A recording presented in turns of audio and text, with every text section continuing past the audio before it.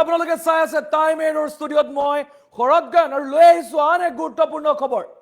প্ৰশাসনৰ যি নিয়ম অৰ্থাৎ কোনো লোকে যদি অবৈধভাৱে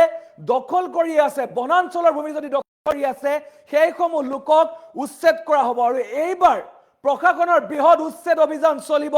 বৰাপানী বনাঞ্চলত আৰু বৰাপানী বনাঞ্চলত শীঘ্ৰে উচ্ছেদ অভিযান চলাব যেহেতু মুখ্যমন্ত্ৰী ডক্টৰ হিমন্ত বিশ্ব শৰ্মাই মন্তব্য কৰিছিলে যে কোনো বনাঞ্চলৰ ভূমি দখল কৰিব নোৱাৰে সমগ্ৰ বনাঞ্চলসমূহ মুকলি কৰা হ'ব আৰু ইয়াৰ পিছতে এতিয়া পুনৰবাৰ এতিয়া বনাঞ্চল সংৰক্ষণৰ কাৰণে অবৈধভাৱে যিসকল লোকে দখল কৰি আছে সেই যিসমূহ ঘৰ সেই ঘৰসমূহ উচ্ছেদ কৰা হ'ব আৰু দুদিনৰ সময়সীমা বান্ধি দিছে অৰ্থাৎ দুদিনৰ ভিতৰত খালী কৰিব লাগিব ঘৰ আমি জনাই আছো সবিস্তাৰে সমগ্ৰ খবৰ কামপুৰৰ বৰাপানী বনাঞ্চলত চলিব বৃহৎ উচ্ছেদ অভিযান প্ৰশাসনৰ বৃহৎ উচ্ছেদ অভিযান চলিব শীঘ্ৰে চলিব উচ্ছেদ অভিযান আৰু মাইক যোগে ভূমি খালী কৰাৰ নিৰ্দেশ জাৰি কৰিছে বন বিভাগৰ তৰফৰ পৰা আৰু বেদখলকাৰী দুদিনৰ সময়সীমা বান্ধি দিছে বন বিভাগে ভূমি খালী নকৰিলে চলিব বুলডোজাৰ আৰু বন বিভাগৰ নিৰ্দেশৰ পিছতে এতিয়া তালি টোপোলা বান্ধিছে বেদখলকাৰীয়ে এই মুহূৰ্তৰ সমগ্ৰ খবৰ কামপুৰৰ বৰাপানী বনাঞ্চলত চলিব বৃহৎ উচ্ছেদ অভিযান শীঘ্ৰে চলিব উচ্ছেদ অভিযান আৰু মাইক যোগে ইতিমধ্যে ঘৰ খালী কৰাৰ নিৰ্দেশ দিছে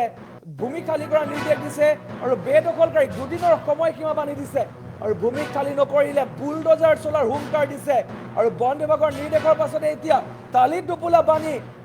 বেদখলকাৰী পলাবলগীয়া হৈছে প্ৰশাসনৰ তৰফৰ পৰা জাননী জাৰি কৰা হৈছিলে কি কৈছে জাননী প্ৰশাসনে মাইক যোগে কি জাননী জাৰি কৰিছে শুনাব বিচাৰিছো টাইম এৰ দৰ্শকক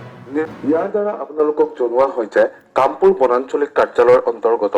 বৰপানী বনাঞ্চলত অবৈধভাৱে বসবাস বেদখল ঘৰ দুৱাৰ নিৰ্মাণ খেতি বাতি কৰা তথা অন্যান্য অবৈধ নিৰ্মাণ বা কাৰ্যকলাপত জড়িত সকলো ব্যক্তিয়ে আজিৰ পৰা 2 দিনৰ ভিতৰত নিজ নিজ অবৈধ দখল আৰু বনাঞ্চলখন খালী কৰি দিব লাগিব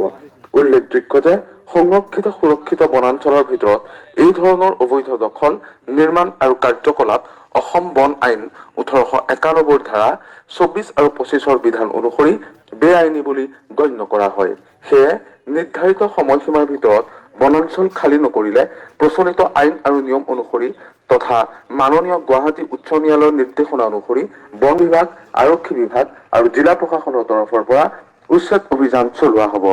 উক্ত উচ্ছেদ অভিযানৰ সময়ত অবৈধভাৱে দখল কৰি ৰখা ভূমি ঘৰ দুৱাৰ বা অন্যান্য সামগ্ৰী আঁতৰোৱাৰ ফলত হোৱা কোনো ধৰণৰ ক্ষয়ক্ষতিৰ বাবে বন বিভাগ কোনো কাৰণতে দায়ী নহ'ব সেয়ে সকলো সংশ্লিষ্ট ব্যক্তিক নিৰ্ধাৰিত সময়সীমাৰ ভিতৰত স্ব-ইচ্ছাই বনাঞ্চল খালী কৰি বন বিভাগক উচ্ছেদ অভিযানত সহযোগিতা কৰিবলৈ জনোৱা হ'ল বন বিভাগ নগাঁও বন সংমণ্ডল কামপুৰ বনাঞ্চলিক কাৰ্যালয় ইয়াৰ দ্বাৰা আপোনালোকে শুনিলে তেনেধৰণে মন্তব্য কৰা দেখিবলৈ পোৱা গৈছে মাইক যোগে তেখেতলোকে জাননী জাৰি কৰিছে অৰ্থাৎ যে যদি ঘৰ খালী নকৰে অৰ্থাৎ যদি ভূমি খালী নকৰে তেতিয়াহ'লে যদি কোনো লোকৰ যদি ঘৰ যদি ভাঙে বা বুলডোজাৰে যদি কোনো লোকৰ ঘৰ যদি উচ্ছেদ কৰে তেতিয়াহ'লে সেই ঘৰৰ ভিতৰত থকা বস্তু বাহিনী যদি নষ্ট হয় তাৰ কাৰণে কিন্তু প্ৰশাসন দায়ী নহয় বুলি কৈছে আৰু তাৰ পাছত এতিয়া তালি টোপোলালৈ এনেধৰণে সকলোৱে সেই যি সংৰক্ষিত বনাঞ্চলৰ যি ভূমি সেয়া খালী কৰা দেখিবলৈ পোৱা গৈছে ইতিমধ্যে মাইক যোগে জাননী জাৰি কৰিছে যে সকলোকে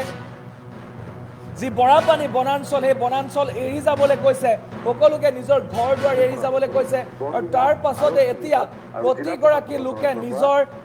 বস্তুসমূহলৈ এনেধৰণে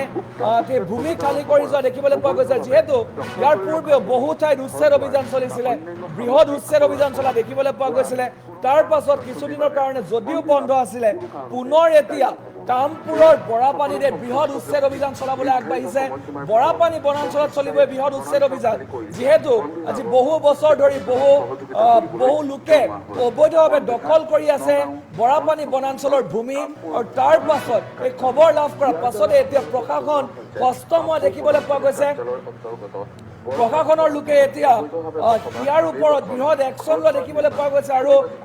তথা অন্যান্য আৰু দুদিনৰ ভিতৰত নিৰ্মাণ বা কাৰ্যকলাপ দুদিনৰ ভিতৰত সকলোকে ঘৰ খালী কৰিবলৈ দিছে আমি জনাই আছো এই মুহূৰ্তত খবৰ আমি জনাবলৈ চেষ্টা কৰিছো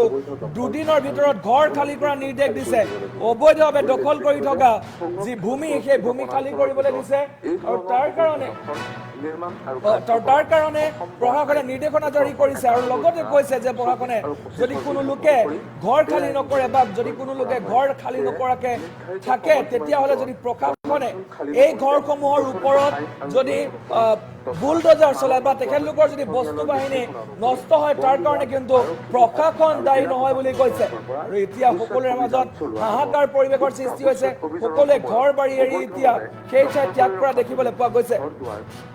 আৰু দুদিনৰ ভিতৰত ঘৰ খালী কৰাৰ নিৰ্দেশ দিছে ভূমি খালী কৰাৰ নিৰ্দেশ দিছে দুদিনৰ সময়সীমা বান্ধি দিছে আৰু এইবাৰ কামপুৰৰ বৰাপানী বনাঞ্চলত চলিব এই বৃহৎ উচ্ছেদ অভিযান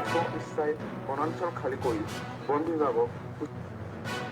কৰিবলৈ জনোৱা হ'ল বন বিভাগ নগাঁও বন সংমণ্ডল কামপুৰ বনাঞ্চলিক কাৰ্যালয় ইয়াৰ দ্বাৰা আপোনালোকক জনোৱা হয় যে কামপুৰ বনাঞ্চলিক কাৰ্যালয়ৰ অন্তৰ্গত বৰপানী বনাঞ্চলত অবৈধভাৱে বসবাস বেদখল ঘৰ দুৱাৰ নিৰ্মাণ খেতি বাতি কৰা তথা অন্যান্য অবৈধ নিৰ্মাণ বা কাৰ্যকলাপত জড়িত সকলো ব্যক্তিয়ে আজিৰ পৰা 2 দিনৰ ভিতৰত নিজ নিজ অবৈধ দখল আৰু বনাঞ্চলখন খালী কৰি দিব লাগিব উল্লেখযোগ্য যে সংৰক্ষিত সুৰক্ষিত বনাঞ্চলৰ ভিতৰত এই ধৰণৰ অবৈধ দখল নিৰ্মাণ আৰু কাৰ্যকলাপ অসম বন আইন 1891 ধাৰা 24 আৰু 25 বিধান অনুসৰি বেআইনী বুলি গণ্য কৰা হয় সেয়ে নিৰ্ধাৰিত সময়সীমাৰ ভিতৰত বনাঞ্চল খালী নকৰিলে প্ৰচলিত আইন আৰু নিয়ম অনুসৰি তথা মাননীয় গুৱাহাটী উচ্চ ন্যায়ালয়ৰ নিৰ্দেশনা অনুসৰি বন বিভাগ আৰক্ষী বিভাগ আৰু জিলা প্ৰশাসনৰ তৰফৰ পৰা উচ্ছেদ অভিযান চলোৱা হ'ব